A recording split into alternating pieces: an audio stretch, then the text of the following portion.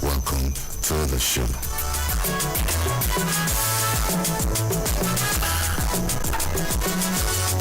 As usual, we will take a flight around the pages of the newspapers today. First, we'll take a look at the headlines, and then we'll come back later in the next 15 minutes or thereabout to look at the stories in details. So, right up, we start with the Punch newspapers. And the local government autonomy story is still dominating media space, and the Punch leads with that story. LG autonomy, 13 states rush to hold council polls. That's how the Punch leads with the story. Still with the Punch newspaper, minimum wage. Labour threatens 30-day strike, alleges plans to decentralize talks. FG warns 22 states of 5-day massive flooding. This is not good at all. Court declines Emefiele's request for foreign medical trip. NNPCL needs military police to curb oil theft.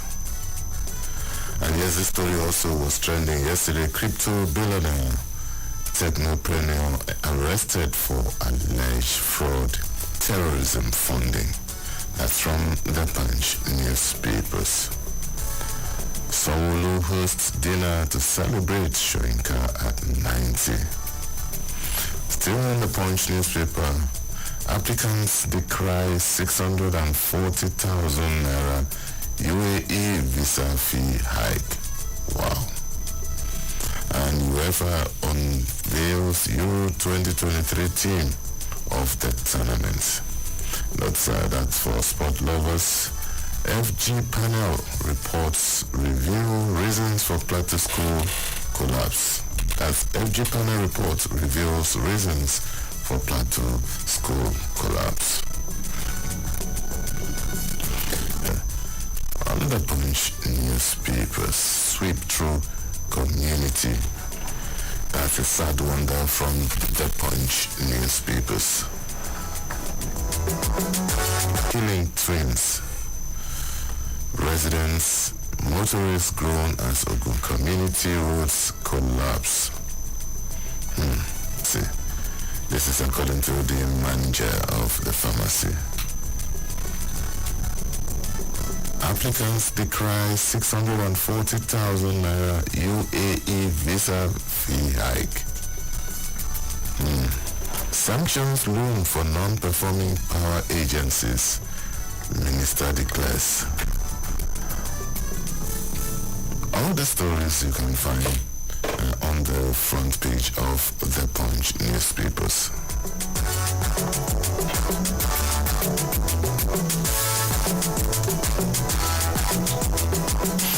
And okay, our next stop is the leadership newspapers.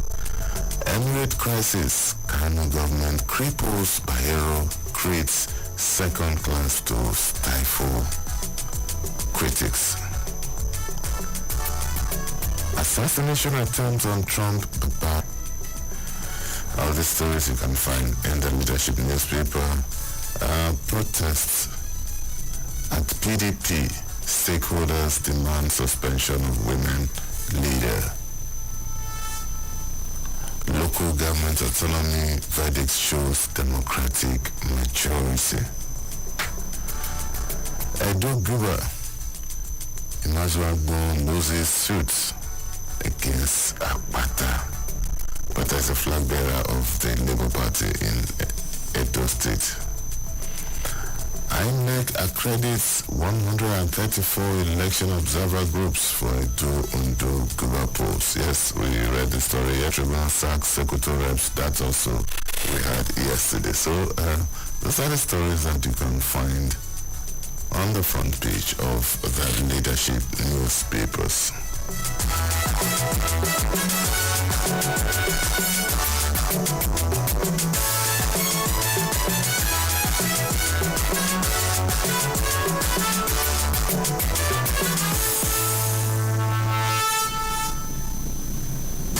Okay, the Vanguard newspaper is next, and we start with the story. Tinubu orders CDS to stop oil theft. Global growth remains unchanged at 3% in 2024. That's according to the IMF. And for some finances here, federal government, states, local governments share 1.4 trillion naira for June.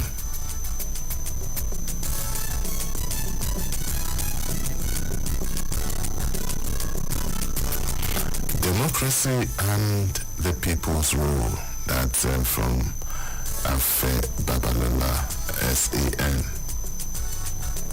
Taxing with conscience and accountability. All the stories you can find on the front page of the Vanguard newspapers. Okay, still staying with the Vanguard newspaper, Makinde sets up committee to review Supreme Court judgment on local government finances. Yeah, we had that story yesterday. Okay, daily transfer, Garaye and Rano. All these still part of the stories and drama unfolding in Kano State.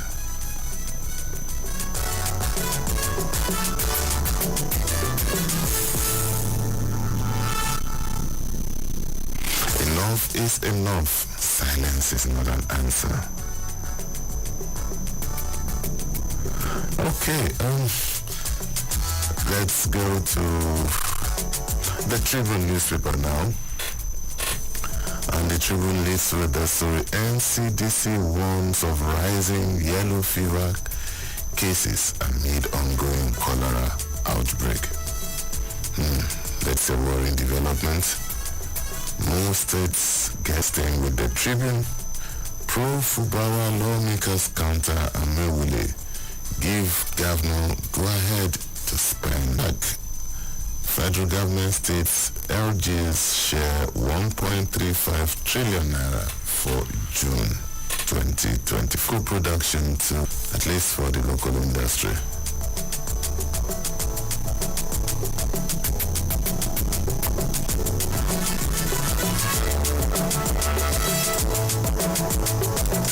Okay, let's see what's happening in this day newspaper before declare war on crude oil theft. That's from this day newspapers.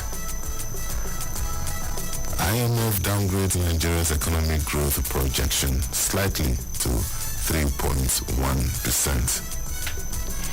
Okonjo-Iweala tells WTO members to walk the talk, engage in genuine negotiation.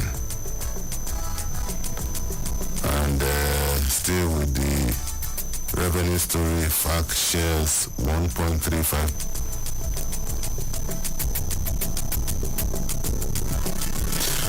Sanwo-Olu earmarks 5 billion naira for construction of NYSC permanent camp in Lagos.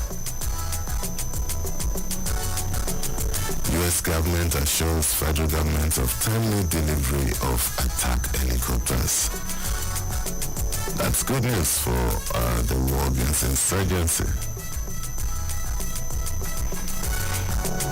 Okay, I think we've had enough from the headlines across the dailies today. We'll take a short break, and when we return, we will go into details. Please don't go with newspaper review on Citizen 93.7 FM here in Abuja.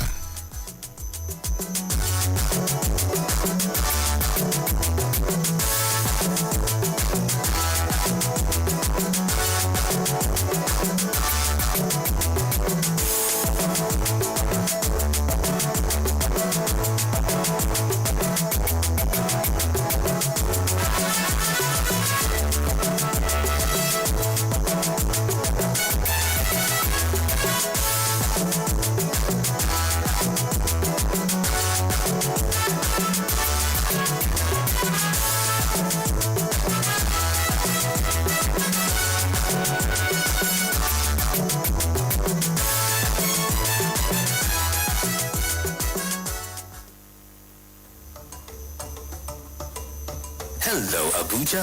You are listening to 93.7 Citizen FM, the latest radio station with development programming to enable residents share ideas and opinions, music and drama. At Citizen FM, we believe in progressive talk and solution-driven conversation. Our aim is to build a united Nigeria by bringing people of diverse culture together through communication. Enjoy listening to 93.7 Citizen FM. We are more than just a radio station. We are a part of your life.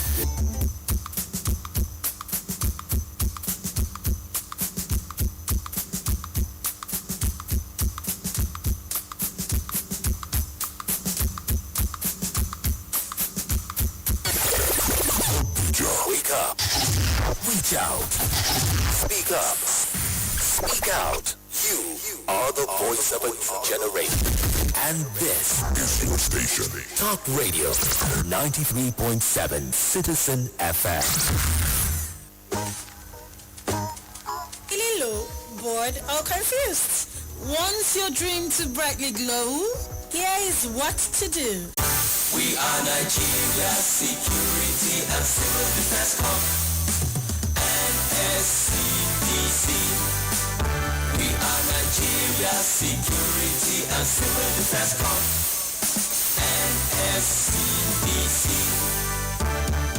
To put to work efficiency, humility, integrity, in service delivery. With fresh zeal, bringing credibility into concepts of security.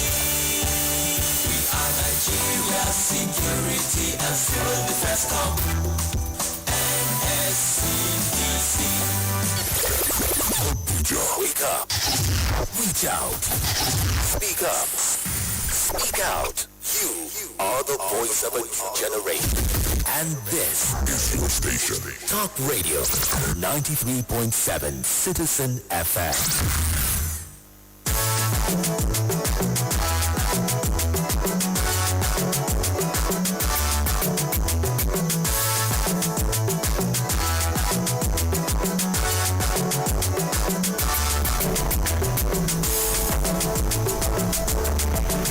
Thank you so much for staying tuned. It's still Newspaper Review on Citizen 93.7 FM Abuja. Welcome to the second part of the show. And as usual with this segment, we will unveil our guest, Mr. Salman Salami, Chief Operating Officer, Citizen FM, is here in the city. Good morning, sir. Very good morning to you, Lawrence. All right, it's a cloudy day, as I said earlier, but then that should not discourage you. The weather is doing its job. You need to do yours. And Mr. Salami, once again, thank you for defying this very chilly weather to enter the studio, which is also very cold. Well, the rain is doing its job. I have to do mine. All right. Okay, Mr. Salami, we start with the story from the Punch newspaper. Federal government warns 22 states of 5-day massive flooding. Let's look at the story. The federal government has predicted that 94 towns are at risk of a 5-day flooding beginning Tuesday and ending on the beginning Tuesday, July 16th and ending on July the 20th. 2024. The Minister of States for Environment, Dr. Isiaq Salako, disclosed this to reporters. He said the identified locations and their environs would likely witness heavy rainfall that may lead to flood within the prediction period. He listed the concerned states as Adamawa, Anambra, Akwa Ibom, Bauchi, Bayelsa, Cross River, Borno, and the FCT. We have been forewarned. At least we have information as to what is coming. Thank God it's not Armageddon. But you see, the whole good thing about keep the citizens informed. It is not enough to say there will be heavy rainfall and there will be flooding for 5 days. What are the what have you put in place in such a way that it will minimize the negative impact of what is coming. 2, live a satisfying state. Or what we are trying to say is this: there are some people living in a flood-prone area because they don't have alternative, want to leave that place. Federal government should not allow them to commit suicide. The government should. And so what people should do, these are some of the things I think we should do. Precautionary measure, there should be compliance, and in actual fact there should be consequence. Because if we do not punish bad behavior, for me, the only thing to add there is that we need to start not new to us. So why not especially reduce the flood-prone area from maybe 90 to about 20 by engaging in long-term planning policies that will make sure that at the end of the day, in 5 years' time, those areas may not necessarily be flood-prone because of some proactive policies that will be put in place. These are not things that you can do immediately. It's not something that can be done in a year, but with proper planning, we can achieve this. I think building airport is more important. I'm sure you're just trying to be, how do we see it this time around? Let's just leave it at that, Mr. Salami. You can join the discussion by calling 0903 2229797. You can also call us on 0818-222220 from Citizen FM 93.7. You can also send us a WhatsApp message on any of these numbers and we will be glad to read your message. Ms. Salami, it's a very serious problem because when you see how much is committed to situations when flood happens, then you know that it's always better, according to as you normally say, it's not only cheaper and better to prevent. In the long run, it is cheaper. That's how you say it. So we need to make sure that these things, because sometimes you wonder, these things are not rocket science. We're even blessed in this part of the country. There are parts of the world that if we're exposed to 5% of what they are exposed to, will be wiped off. I've been telling whoever cares to listen that disasters in Africa, they are not natural disasters, but man-made disasters. And that perhaps is part of the reasons why we don't think, because in other climes, their existence is a choice. It is not. It is a necessity for them. If they must survive, continually they must think. But here, God has been so kind to us. We can never find hurricane, Catherine, volcano. This is not the way to go. All right. Okay. Well, let's leave that alone for now. Let's move on to another story. Still on the part of the Nigerian National Petroleum Company Limited.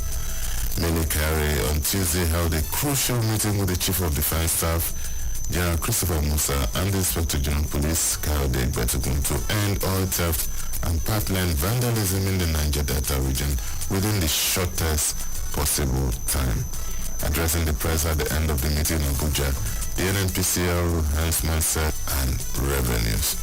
Carey said the menace of oil theft had become a national issue that needed to be surmounted to boost oil production in the country. Ms. Salami. Lawrence, good a thing that the hen has come home now to roost. And we are now ready for a big showdown between the oil thieves and the federal government. The federal government has given General Chris Musa, the marching order. And of course, you know as I do, that General Chris Musa is a no-nonsense gallant officer. You know very well that in actual fact, I pray that President Bola Ahmed Tinubu will not come back and see General Musa and say, Musa, in fact, you have exceeded my expectation, because he will put the heat on them. This is somebody we know. There are some people that when you mention their name, unequivocally you know that they will deliver.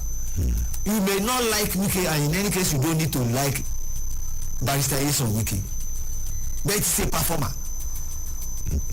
General Chris Musa is somebody that is not after my heart alone. It's somebody that I pray for every day. Why? All because of you and I. So that we can sleep with our eyes closed. We must appreciate this public office owner. We must appreciate this public office owners. Public office is your country. Thank you for singling me out of over 200 million people to serve, and you just cannot do otherwise but render selfless service. Once again, we thank all the service chiefs as headed by General Chris Musa for doing a wonderful job, for making us proud, for securing our future. Oh, well, Mr. Salami, in addition to that, we also employ citizens, because the military officers and men would hardly make progress without the cooperation of citizens, especially if we don't have the buy-in of citizens, we don't have the buy-in of traditional rulers, we don't have the buy-in of religious rulers, youth groups, market women, everyone there. It will be a tall order for the military men. So as patriotic citizens, we need to give information to security agents and security agencies across, because these vandals are not spirits. These things are not done in the spirit world, as they say. And it's no child's play. You don't carry all the kitchen knife to go and break a pipeline. These things are done with heavy-duty equipment, and it's a big cartel. So the time, members of the communities are complicit. If you know the amount of money that the federal government is spending on the protection of this pipeline, you'll be shocked. And of course, we know the contractor that the job was given to, because my people always say that, well, if you don't want something, don't go there. If you don't want something stolen, place it in the hands of, let's leave it at that. All right, okay. From oil theft to 1.4 trillion naira for June. The Federation Accounts Allocation Committee today, that's yesterday, shared a total of 1.3 trillion naira to the three tiers of government. A communique at the end of its meeting in Abuja indicated that the funds came from the 500 exchange difference revenue of 472 billion naira and another 200 billion naira. Total revenue of 2.483 trillion naira was available in the month of June 2024. And it says that this was higher than the 1.2 trillion I received in the month of May. The long and short of it, Mr. Salam, is that another time for sharing of revenue. And this time, if the Supreme Court judgment is anything to go by, the share of the local government will go directly on that revenue to those local. What is the effect of this humongous amount of money that is being shared monthly? Nigerians deserve a better deal from our people. It is not enough to hear every month that so amount of money is to be shared. But the big question is, to what use is this money being put? And this is where citizen journalism comes in. Thank God almost all of us have answered now. Thank God almost all of us know what is going on. Attention should shift, or at best be reduced, from federal government but now to the states and the local governments, because the is to say the least humongous. And the people, we the people, because sovereignty belongs to the people. The sovereignty is in the hands of the people. The people must demand accountability and transparency from public office holders. Why? If you don't, you have yourself to blame at the end of the day. And another thing now is, just yesterday, there were moves to persuade the federal government to extend the implementation of the Supreme Court judgment by 3 months. Why? They know that deriving from the judgment, no single kobo or one by democratic officials. And of course, yesterday we told you the number of states. The thing they did not conduct in decades. It only means that wherever is left of people should shift attention to of government at the state and local government. It's not just to demand accountability. You have to get information. And how do you get information? We all have lawmakers who are representing us. We all have access to budgets of the states. It's a public document. So why not start from there? If a certain road was put in the budget and it happens to be in your constituency, why don't you take up your lawmaker on that this was supposed to be completed in 6 months, or this market was listed as part of what will be constructed this year? How come nothing has been done? You have your councillor, you have your lawmaker in the state assembly, and these are little things that, and because politicians are very smart people. The moment they know that people are becoming knowledgeable, people are becoming interested in what they are doing, they are really going to sit. To do what they were doing before, they should publish the amount of money that is going to each state, so that people will know you got so that with this people will have information, and information is power. That is people should act. Yes, Nigerians should act, because we all need to be involved in governance. It's not just to wait for election. It's not just civic responsibility and duty. It's not just casting your ballot. What happens after election? You need to take interest in how your leaders operate, and don't just grumble within the four corners of your room, or you go on social media and vent and insult and abuse everybody. That doesn't solve the problem. And the solution is getting actively involved, asking the right question, holding people to account, calling out people who are not performing at the end of the day. And not willing. Yes. All right. Okay, Mrs. Salami, let's check out what's happening in the Punch newspaper. Remember this story? I think it happened maybe last week. We gave our own question to be given a special permit to travel abroad. But this is how the Vanguard newspaper put the story. Court rejecting Nephili's request for medical trip abroad. A High Court of the Federal Capital Territory sitting in Maitama yesterday declined requests by the former governor of the Senai, the trial judge Hamza Maza, that he was suffering from any life-threatening ailment. It further held that no medical report was produced to support the claim that the defendant was ill, noting that he was currently facing multiple charges before different courts. Mr. Salami, remember that day we said that the court would take into consideration a lot of things. The nature of his illness, can he be treated in Nigeria, and also is he a flight risk, and so many other things. And this is it. Honestly, I am not too sure if a power will not adduce where should be granted payment that could not even be treated in Nigeria, and you failed to produce any medical report. Is that not elementary? You don't need to be a lawyer to know certain things. But like I keep on saying that truth has a way of showing itself. And another thing is this: what if our health or institutions are not up to date? Why are they not up to date? Where did the money meant for such this thing, where did it go? That will be discussion for another day. That has nothing to do with Emefiele. No, I'm not saying that. It is the consequence of corruption.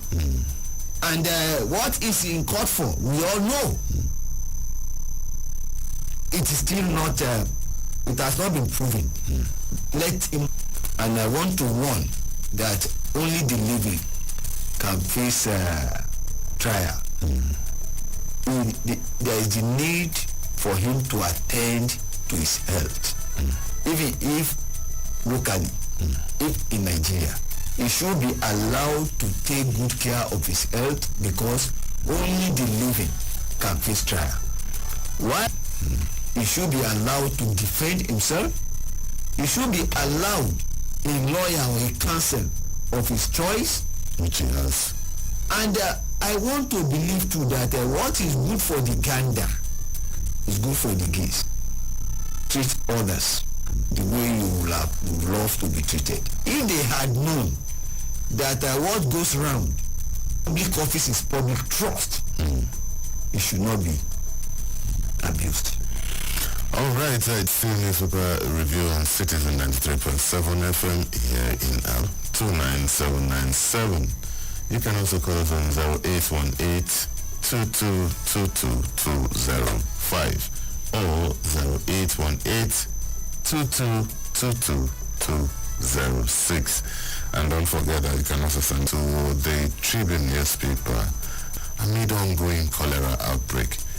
The Nigerian Center for Disease Control and Prevention has issued a warning about the increasing number of yellow fever cases in the country, coinciding with the ongoing cholera outbreak that has affected nearly all states. It said that since NCDC has been actively managing a cholera outbreak that has spread across 34 states and the FCT, impacting 187 local government areas. According to him, as of July 15, Nigeria is at 2.8%. Well, you see, I've been saying it that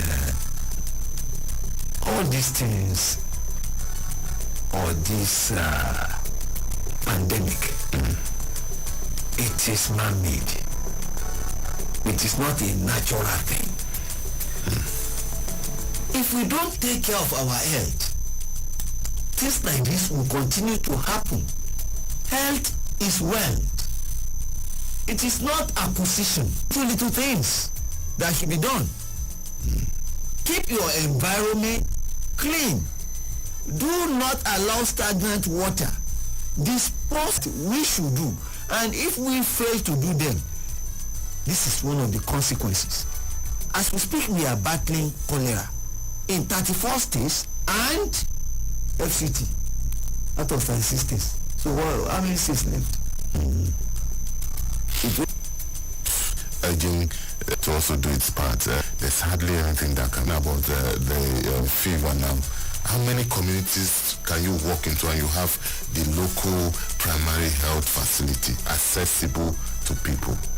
These are things that should be treated by the primary health centers and not the tertiary institution. You find people go to national teaching hospital to treat malaria. It's an abnormal. I don't know. You see people go to national hospital say, "Oh, I have typhoid." You see people. Healthcare. What do we call them when we are growing up? What is behind the idea of a local government?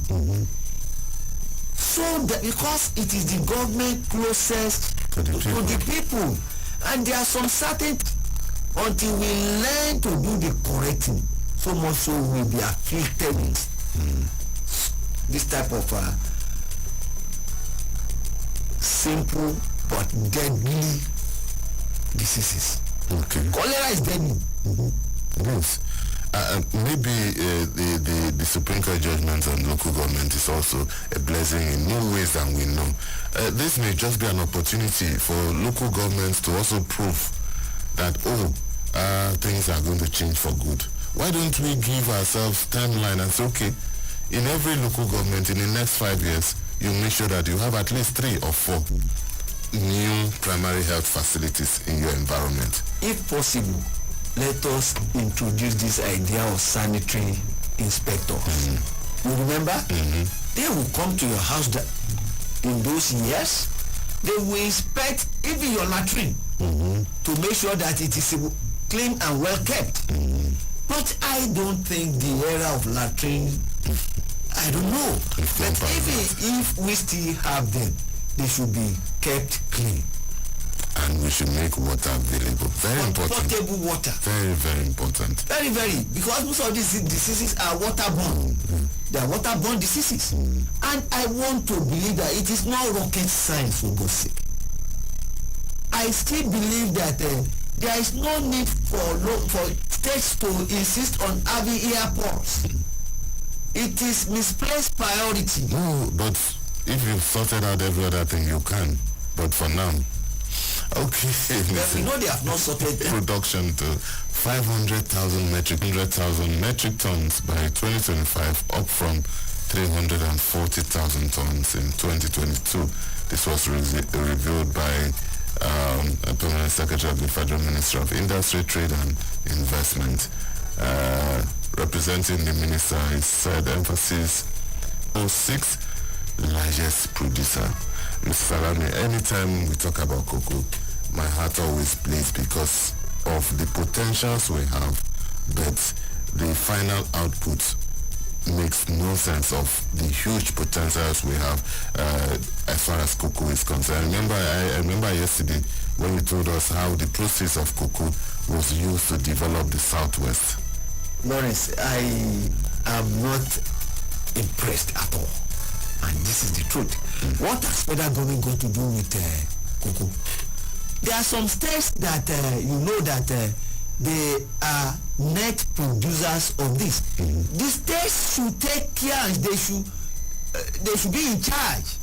The federal government should just assist in a way or provide conducive environment for those states to do it.